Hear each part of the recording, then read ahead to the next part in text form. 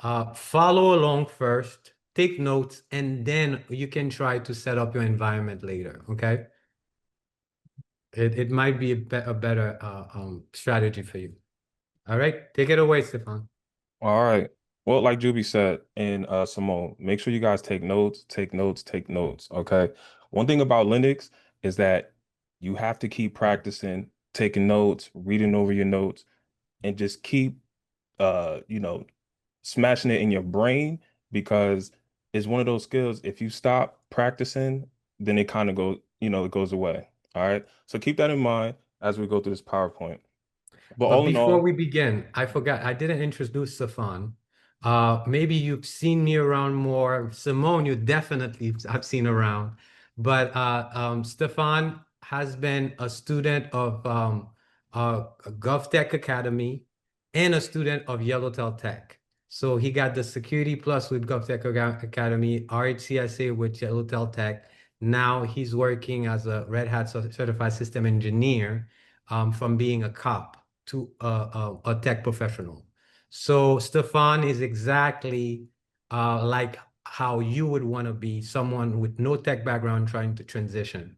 That's why we thought it would be the best person to actually drive this workshop because he knows what both sides look like. So welcome, Stefan. I'm not gonna make this too long, but take it away. no, I appreciate it. Appreciate it. This is definitely a full circle moment, just going through you guys' curriculums and being where I am right now. And now I'm actually hosting a workshop with you too. So now I really appreciate you guys having me here. But yeah, let's get into it. Welcome to the Linux System Administration workshop. All right, this is a three-part workshop. You guys are going to get a lot of hands-on work. We're going to help you install your virtual environment so that you can practice and also the Linux operating system. So the question that we get all the time is, what is Linux, right? So my family always asks me this because they don't know anything other than being a cop, playing basketball, things like that. So what is Linux, right? Linux is an operating system. It's just like Windows and it's just like Mac OS. When you turn on your computer, you got your beautiful background, the picture of your family, maybe a dog or something like that. You could do the same exact thing in Linux. You have directories or folders, you have files, you have storage. You can go on the internet. Everything you do on Mac and Windows is the same exact thing on Linux. Linux literally runs everything. All right. We'll get into that later. And Linux is also free and it's a open source. All right. It's unlike Windows, so you don't have to pay for this operating system or to use it. So a short history of Linux. All right. It was created by this guy named Linus Torvalds in the year of 1991. Shout out to the 90s babies. I was born in 1991, so it's based on the Unix philosophy. All right. So it's free and accessible, and it powers 90% of the cloud and 100% of supercomputers. All right. Yeah. If you could go back a little bit, I want to give more context about that because this is big. So Mhm. basically, most servers running out there, running Google, Facebook, all those big companies you want to work for or you are interacting with, they run on Linux. AI run on Linux. All these large language models, when they are doing their computing operation, they are doing it on a Linux server. So when we say Linux run the world, we actually mean it. It's not even a hyperbole.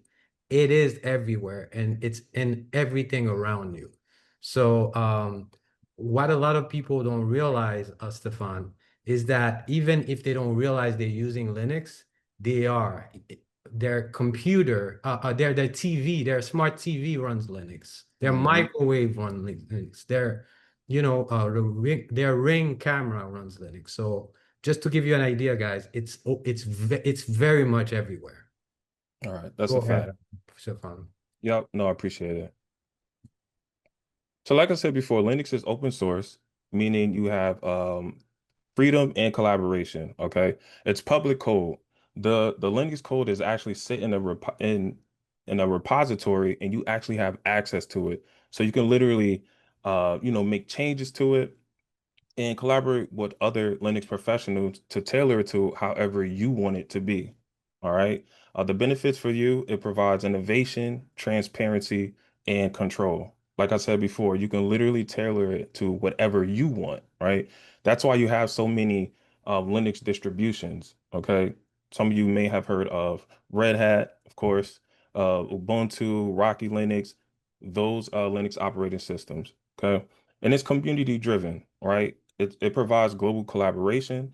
Like I said before, you have a lot of Linux enthusiasts that are willing to talk to you about this or willing to teach you Linux, work with you, working on the code. It's just Linux is really a huge thing. And going back to what Juby's saying, Linux is literally everywhere. It's also in ATMs. Actually, a short story. I actually visit or did a tour in a at a fintech company called Fiserv, and they took us in a room that was filled with a bunch of their ATMs. And at the moment, or at the time, I didn't know what was going on. I just knew there was a lot of people in there, probably Linux system administrators. But our tour guide actually had a laptop and he plugged it into one of the ATMs and he was showing us pretty much Linux or how Linux controls this ATM. All right, so a lot of ATMs that you guys see out there, that's ran by Linux. Smart TVs, everyone got a smart TV hooked up on their wall. You got the routers, the phones, right? And Linux is used by these tech giants. You got Amazon, Google, and also Facebook data centers. And data centers is a huge thing nowadays. And Yeah. yep. And Linux Uh, goes. uh, Oh, go ahead. I'm a sorry. question I wanted to ask too, Simone. I know you use Linux at one point in your job. In what context have you used Linux? No, I use Linux in everything at work, honestly. So, like I said, all of our radar systems are built on Red Hat Enterprise Linux. Satellite systems, the servers are all running on Linux, and even the UAVs, right? They all run on Linux as well. And then for the radar that I used to write code for, that was all on a Red Hat Enterprise Linux environment. So, like I said, literally all of the government systems pretty much run on Linux. Cool. Yeah, that's for sure. That's for sure. Even where I work, everything is run on Linux, Red Hat Linux. Mhm. So, um, but yes, Linux goes beyond Earth. All right. I know you guys heard about, a lot of these government contracted companies getting contracts that's dealing with systems out of space, right? You have space missions, satellites, um, pretty much, you're able to manage Linux systems that's out of this Earth, which is wild to me. All right. It's actually one of the, a dream of mine of working on a project where I am actually using Linux on servers that's like sitting on the moon or Mars or something. Insane. But, Another cool thing that runs on Linux is Tesla. Your oh Tesla yeah. car runs on Linux and they sometimes receive updates remotely Hmm. from wherever your car is. They receive Linux updates. So it's pretty cool, you know. Yeah, no, it definitely is. So why you should learn Linux, all right? It's an in-demand skill. If you go on LinkedIn right now and just type in Linux or Indeed or anything like that, you'll see tons of jobs that'll pop up that will either have it in the title or on the application itself. There are great salaries out there, all right, when you learn Linux. I can attest to that. And to put things into perspective, I was a police officer for 8 years, wasn't making six figures. As soon as I get my first job dealing with Linux, I'm in the six figure realm. Yeah. So keep that in mind. Those salaries are definitely out there. And of course, And it's uh, only up from here, Stefan. oh yeah, oh, trust me, I know. I know. I know. Um, Yeah, so it also provides career versatility. All right. You can go from a Linux system engineer, you could go into cybersecurity, you could do things in the cloud, with AWS and Azure, pretty much like the DevOps lane. And you can get into web hosting as well. There's so many avenues that you can get into with learning Linux. All right. you can build at home, which is probably the most important for you guys to actually learn Linux. All right. My home lab, I'm, getting it together. But anytime I see something on Google or when Simone speaks about, something dealing with Linux, I'll tap into it, right? And I'll try to create it on a VirtualBox in which you guys are installing. So you guys have access to use those free tools and build these real systems and count it as experience. All right, because a lot of these jobs they will ask you, what type of experience do you have? Do you did you do this in your home lab, or what are you doing in your home lab? Like they actually ask you those questions. Um, it's an IT stepping stone, okay? It's like the foundation of getting into cybersecurity. All right. I remember I was one of those people that wanted to get into cybersecurity and I just tried to jump straight into it. Right. But learning Linux definitely is, the foundation. So now I can actually pivot into cybersecurity if I wanted to. But I see a different lane that I'm going to, go in, which is pretty much DevOps. So it's a perfect career start. And then Linux is even more relevant in the era of AI. All right. I know a lot of people are afraid that AI is going to take away jobs and things of that nature, but you actually need Linux in order to run and build AI, right? Actually, Mhm. this question, this part, what are your thoughts on this, Simone? In the world of AI, I've actually was curious to ask you this. In the world of AI, where do you think Linux is going? Linux system engineering is going? I mean, I personally don't think it's going anywhere, right? I think like we had another call before. I don't think AI is going to stop Linux system engineer roles, even Linux system administrator roles. I think if anything, it's just going to push engineers into doing more automation type work, like what we talked about with Ansible. My whole thing is I believe that there's going to be a few industries that will survive AI. And with GovTech, if you focus on GovTech specifically, focus on getting a clearance, build these Linux skills. I mean, it's literally used across everything, right? So, I mean, my mindset is, do you think the government's going anywhere? If you think the government's still going to be here with AI, I think that's the safest place to be at. And you can see these tech companies that are now starting to focus more on government work. So learn automation skills, learn Linux, and everybody's not going to do AI type work. So Yeah. Here's my take. Linux is not only going to be around in 2 years or 3 years, it's going to be more relevant because a lot of people don't grasp the idea. AI is just a lot of computing power happening. And the more computing power, the more server we need to actually manage this computing power.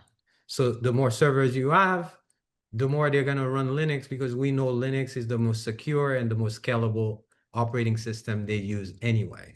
So what I think is going to change though is that the entry level job is going to be more, it's going to require more from you. It's gonna require you understand automation, you understand orchestration. At one point, it may even require that you understand containerization. But you still gonna need the base understanding of Linux and build on top of that. Because like I said, I've been I've been dealing with Linux for about 20 years now.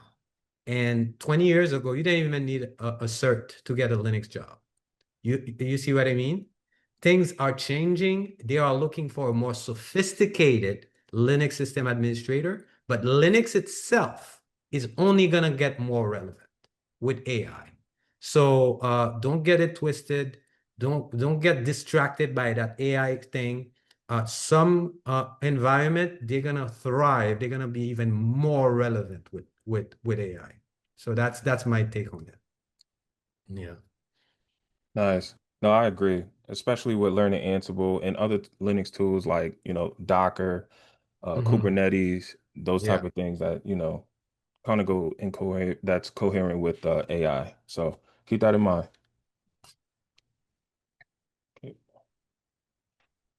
All right. So now we're at the part of the workshop where we actually show you guys how to install VirtualBox. which is pretty much a your virtual environment where you're going to practice Linux. But before that, I just want to tell you guys what virtualization is. All right. Virtualization pretty much is a computer inside of a computer, right? So your physical machine that's probably next to you with your CPU, network, and memory, and things like that, that's actually virtualized. Okay. Virtualization is a safe environment for you to practice Linux. All right. It allows you to run Linux without touching your main system. You don't want to mess up your main system. You can literally do whatever you want inside of this virtual machine, and it's ideal for learning. All right. You can test and explore safely. You could break things, fix things. If you break it too much, you could literally delete that virtual machine and create another one. It's just that simple. All right. As long as you have the main components, and we will get into that right now. All right. Before I start, the link should be down, down below, and it was also provided in the pre-work. So let me go ahead and go to that page first and show you guys. All right. A lot of you guys probably, or most likely, were sent this page here, and this is the pre-work. You can follow me, but the video is here as well for you. Okay. And the link will be down below. If you're watching this on YouTube, just check out the link that's in the description. But for those who receive the pre-work, you have the video on everything. You have your welcome address, and then it shows you how to install the CentOS Linux operating system. All right, I'll get into that as well. It shows you how to download VirtualBox on Windows and Mac. All right, so if you have Windows, obviously click on the Mac video, Windows video, and if you have Mac, click on the Mac video. All right. And we're also providing support for you. All right. So at the bottom of the pre-work sheet, you have the calendar. Just click on the day that you're available and pick the time that's available on the calendar. Okay. Yeah, the reason why we put pre-work is when you are setting up your Linux environment, you might hit some snag. So the idea is for you to be able to figure this out yourself with the videos. But if you're still hitting glitches, we make some time available for infrastructure support team to help you get your environment around to be able to fully engage in the second installment of the workshop. And then one thing I just did, Stefan, Hmm. is I slacked you an image, a Okay. virtualization illustration. If you could go ahead and share it, Yeah, sure. uh, I'd like to show it to people for to illustrate a little more what is virtualization. So virtualization is basically you have your host hardware, which is your actual computer. You have the one you're using now. Okay, you have an operating system on that computer. So that operating system, it's either Windows or Mac, depending on what you have. And then the hypervisor in this case is what we're gonna have you install, which is VirtualBox. And then inside of VirtualBox, you're gonna be able to install CentOS, which is the free version of Red Hat. So what you are doing is creating those guest virtual machines inside of your regular computer. So basically, this is your computer. This is your operating system that you're running, either Mac OS or Windows. And this is the hypervisor, which is VirtualBox that we're going to be talking about. This is an attempt to give you more. I'm a visual learner. Hopefully that helps you understand what is virtualization. When they tell you you're going to virtualize your computer, it's just you're going to create an environment inside your computer where you create another computer.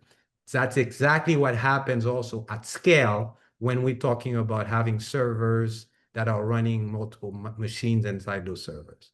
So hopefully that helps give you an idea what virtualization is, which is what we're going to be doing. We're going to help you understand and do right now so you can run Linux in your Windows computer or your Mac computer. Hopefully that helps. All right, All take right. it away, Stefan. Perfect, perfect.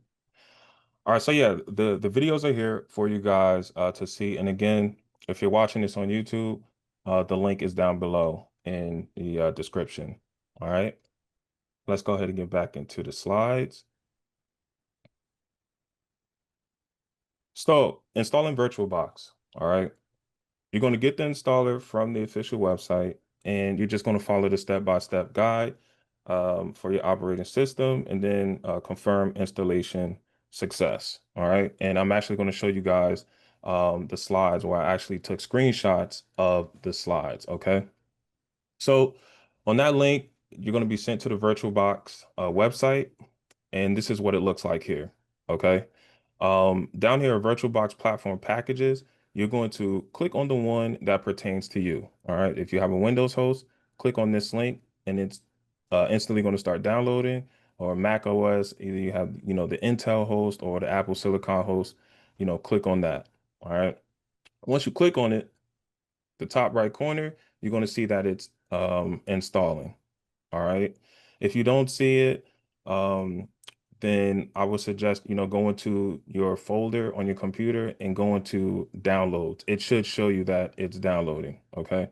But this is what it's going to look like. All right. Once it's finished installing, you're going to click on, well, go to your folder. All right. And find that download. And you're going to click on the VirtualBox icon that looks like this. Once you do that, this window or the wizard should open up, and this is going to give you the step-by-step on how to, actually finish the installation, right? So then you click next. Then it's going to show you the user license agreement that no one reads. Just accept it, sign your life away.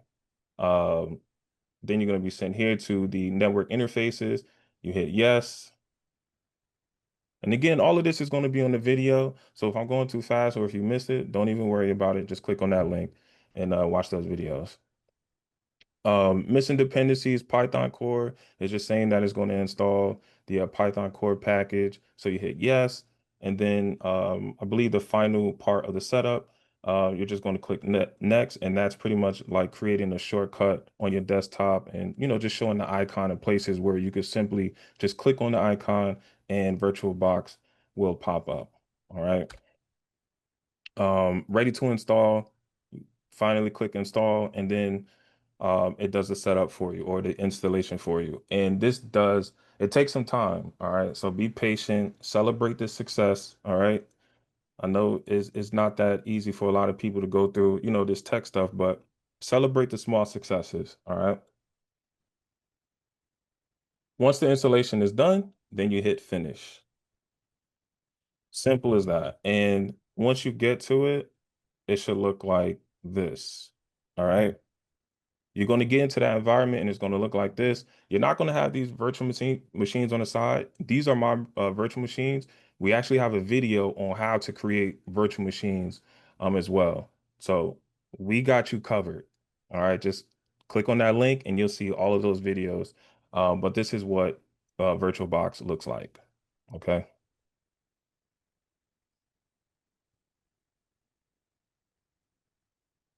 So now, although you have VirtualBox, right, you think that you can just simply create a virtual machine and you start working. Fortunately not, all right? There's another step, and this is probably the one that takes the most time because now you have to install the Linux operating system called CentOS, all right? What is CentOS? Like Juby said earlier, CentOS is a free version of Red Hat Enterprise Linux, okay? It's used by companies and data centers for servers. It's definitely used in my work environment on virtual machines, and it's stable, secure, and perfect for learning. So CentOS is just like it's just mirrored Red Hat Enterprise Linux. So you practice on CentOS, you pretty much have a good idea and experience on the Red Hat Enterprise Linux operating system. Okay. And that's where we go into step two. And there's also a video on this as well on installing CentOS 9. All right. So all you're doing is going to the official website and you're going to click on that link to install the CentOS 9 on VirtualBox. and then you're just going to follow the step-by-step guide to deploy CentOS 9. And then you should be able to log into the terminal, all right? After you watch that video on how to create a virtual machine. And I can actually show you what it looks like real quick, real quick. So I'm not going to create the full thing. I just want to show you once you install or download the CentOS 9, where you will go. All right. So I'm just naming the virtual machine. I'm literally going to skip all of this stuff. The video will show you what everything means. So then I created the virtual machine, but now you have to pull in your operating system. All right. You have to put your operating system on that machine, and here you go. Okay. This is how you add the operating system to your virtual machine. Once you do that, once you turn it on, it'll spin up and it should go into the rest of the registration. That's very easy to follow. And then you'll be able to get to the user space where you're able to log in and actually use Linux.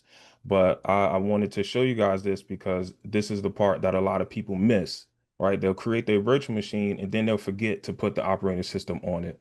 So, just keep in mind when you do create your virtual machine, you have to add the operating system on it. Okay. I'll probably use that one later, so I'm gonna just keep it.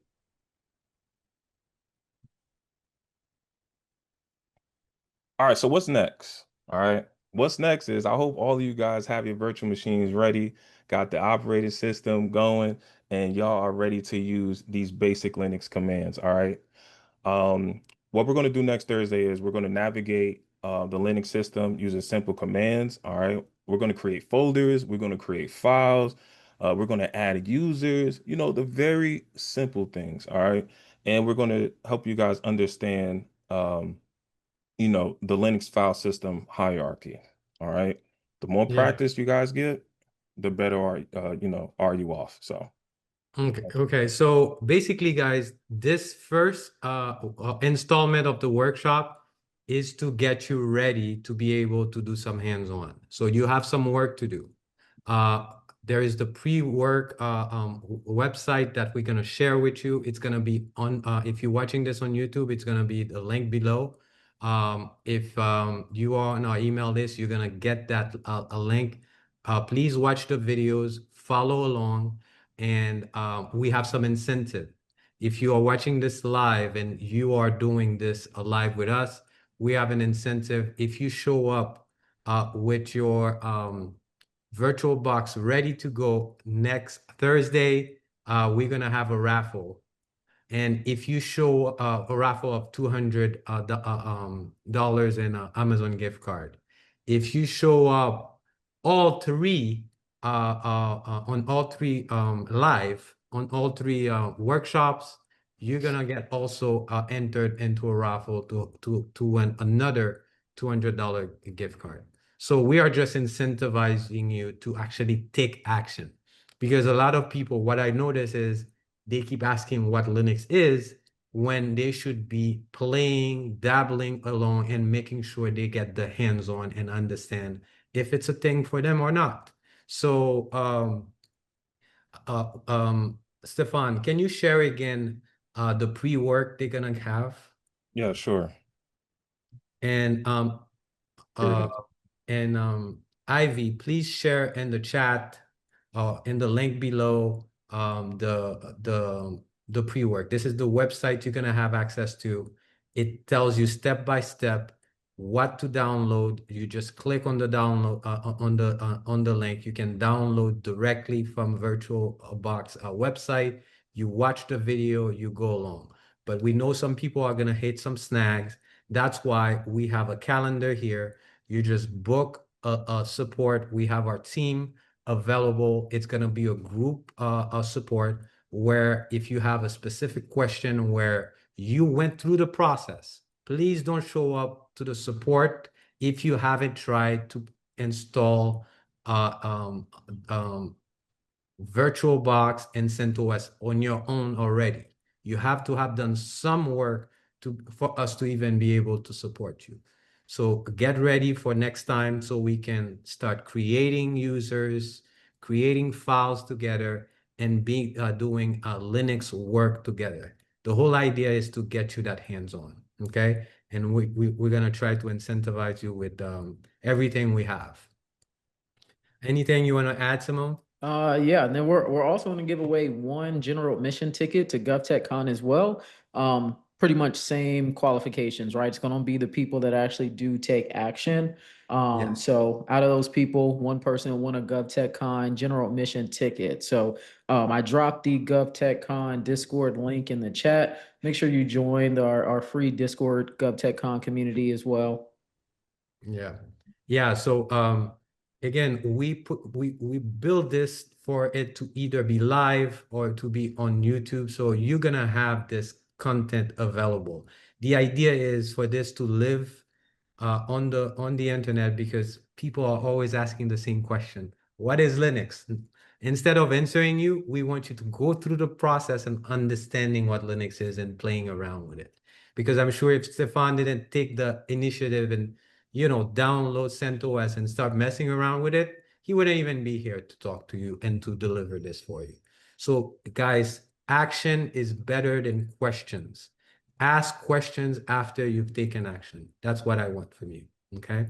So we are here to not only give you all the step-by-step, but the hands-on support as well. All right. Otherwise, that's it really. I look forward to you showing up next Thursday for us to have our VM, a virtual machine on inside VirtualBox so we can start doing Linux transactions. Okay. Thank you so much. Um, that's it, Stefan. Yes, sir. I have nothing else. I'm looking forward to next week. So All right. So thanks. It was good turnout. 400 people. I love it. yeah. Let's see how the turnout is gonna be Yeah, should next. we should we answer some questions before we go? Oh People yeah, have yeah, questions. yeah. Let's do Yeah. that. Let's do that. So right now, if you have any questions, that's not technical. If you have technical question, go ahead and book support or watch the videos first. Please do not book before you watch the videos. But if you have any other questions for us, how to start learning Linux with yellowtail.tech, how to go to GovTechCon in September, how to join Simone's community to start with your program, Simone. Breaking into GovTech 101, you call it, right? Yeah. We had a question in the chat. Evelina, she asked, Stefan, can you please tell us what a day in the life of a Red Hat Linux engineer looks like? Yeah, yeah, I could do that for sure. So I'll tell you guys one thing, it's a lot of meetings. All right. That's just something that I'm, not used to coming from the whole police world. But there are a lot of meetings, and at those meetings, you're pretty much discussing projects, right?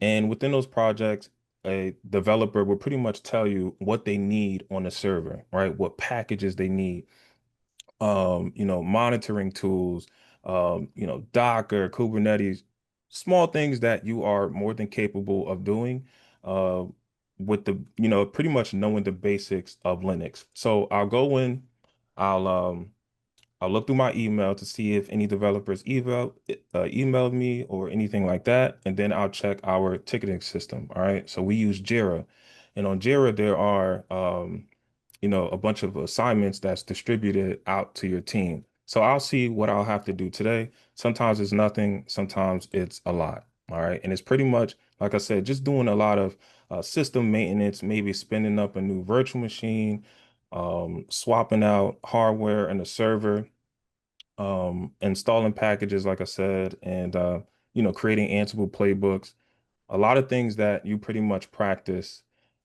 every day. And then you go to your meetings. Once you're done with your meetings, you're pretty much just sitting around, probably doing some self-learning. That's what I like to do. If I have nothing else to do, I'll do a lot of self-learning. Like I said before, I'm in the DevOps world or trying to get into it. So I'm learning things like Terraform. So I'm doing a lot of reading and pretty much also documenting the stuff that I've done throughout the day. So Okay, how about your work environment? Is it 100% remote? Do you have to go to the office sometimes? Tell us about your work environment. This is a question I see at least 3 times in the chat here. Okay. So unfortunately, it is on site Monday through Friday, which is killer because in the beginning it was hybrid, but you know everything that was going on with the government, it's everything is on site now.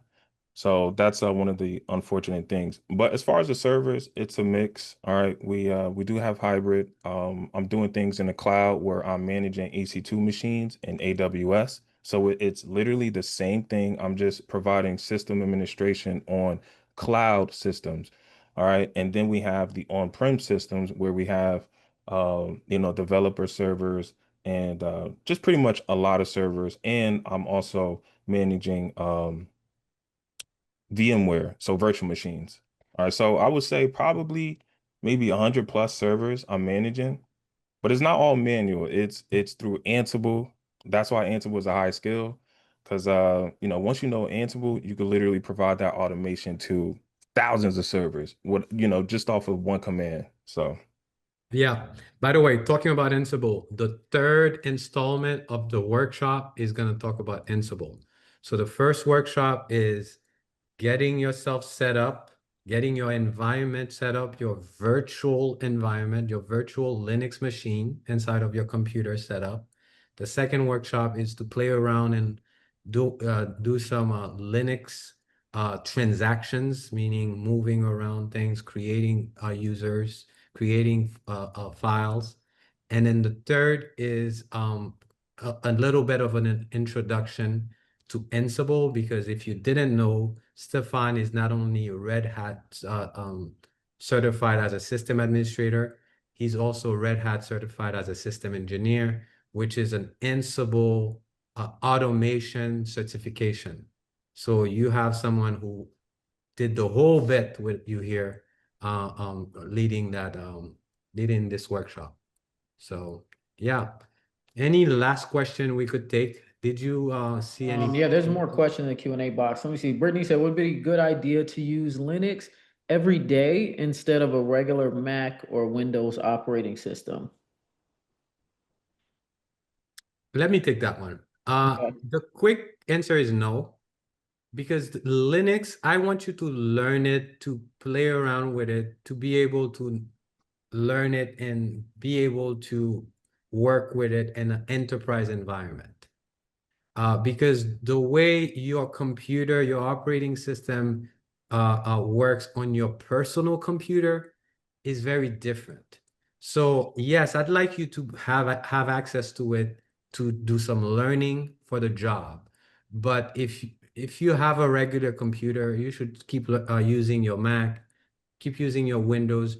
Just have a virtualization setup, which is what we are trying to have you do, where you do your practice, your labs for the job. To me, that's the best way to go about it. And the other reason is that if you're running a Linux computer, a lot of a lot of end user application don't play well with Linux, so it's gonna be a pain. Just use Windows and Mac for personal, use Linux for the job, for enterprise learning to be able to get a job in the Linux space. Hopefully that helps. Yeah, and then Laura asked, does NOAA use Linux? They do satellites. Yes, NOAA uses Linux. They have Linux environments in their systems. I used to support NOAA when I worked at Exonius Federal Systems. So Yeah. yeah, pretty much No, every government agency has some type of system environment that runs on Linux, servers that run on Linux. yeah, actually, Thierry, our infrastructure director, he actually transitioned into tech with yellowtail.tech before going to work for NOAA. He was actually managing the servers that's actually taking care of the radars. So yes, NOAA is almost 100% run on Linux servers, to answer your question. Somebody else asked, when is GovTechCon? When and where? GovTechCon is September 11th through the 13th, and it's going to be at the Gaylord National Convention Center. So and then somebody else asked, are the companies listed yet? We don't have our list of companies that are attending yet, but they will be announced shortly. And then since today is Juneteenth, we are doing like a sale for GovTechCon tickets as well. If you just use the code June 30, you'll be able to take off 30% off your GovTechCon ticket. People asking, will Well, it be replays? Yes, there's going to be replays for every single one of these classes, right, Juby? yes, there's going to be replay. We're going to send them to you. And also, you don't know all the companies, Simone, but you know Yellowtail.tech is going to be there Yes, yes. because we are Yellowtail the Tech will be technology there. partner Yeah, yeah. at GovTechCon. I'm going to be there. Stefan is going to be there. Simone's going to be there. Last year, we had over 50 Yellowtail.tech students at GovTechCon. Hopefully, this year we have more than 100. Yeah. I'm sure also, Simone, you've had more than 200 of your students or Oh yeah, yeah, yeah. We had a lot of my students in there, but we had over 1,000 people come out to GovTechCon, so it was great. It was a great yeah. experience for sure. I know So some people are hopefully, asking if they want to get VIP tickets. If you do get a VIP ticket, we are hosting like a more intimate, like dinner and luncheon for our speakers and for sponsors that are coming to GovTechCon. So if you want to be in a more intimate setting, yeah, I would say get a VIP ticket. yeah, Uh, and then I think, yeah. what do you want to just answer one more question? I know the couple of questions that people are asking, like, are there remote jobs for Linux? Or are they in person? Are they hybrid? How are Yes. the shifts like? Is it 9 to 5? So the answer is yes to all this. So I have more than 90% of our alumni, they work 100% online. Stefan just got the bad end of the stick. He goes 100% in person. And we have everything in between. Now for shifts, it's usually 9 to 5, but there are some environments that require monitoring around the clock. So they usually give these jobs to me. In my experience, it's actually the best job for an entry level person because no seasoned Linux system administrator wants an overnight job. So everybody's running for those jobs. So if you raise your hand and you say, okay, I'm willing to work 3 to 11 or 11 to 7 in the morning, you are more likely to get the job. So these are usually jobs that entry level people take because you literally are monitoring that servers are not going down. You're not building anything necessarily. You're not doing anything. You're not doing any heavy lifting. So yes, there is shift in some environments, but it's usually 9 to 5. And yeah, you can find a hybrid, a remote, or anything in between. But what I would say though is focus more on trying to break into the industry and then make decide what you like or don't like later. A lot of people, they come in, they say, I want a fully remote, I want 200,000 dollars. I want this, I want that, and they have 0 years of experience to offer. This is not how it works, guys. Get in however you can, even if you need to move, make the sacrifice if you can, and then your next job, you're gonna have time to decide your schedule, your pay, the companies you work for, and so on. So that's how I usually encourage people to look at it, you know? So hopefully that works. And I think that's all the time we have. I look forward to seeing you on the second installment of the workshop. Have a great evening, and let's put an end on this note. All right, everybody. Thanks for coming out. Thanks for coming Yeah. out. Make sure y'all come out next week. It's going to be same time next week as well. So make And sure it's you gonna come be out. more We'll see you hands-on, there. guys.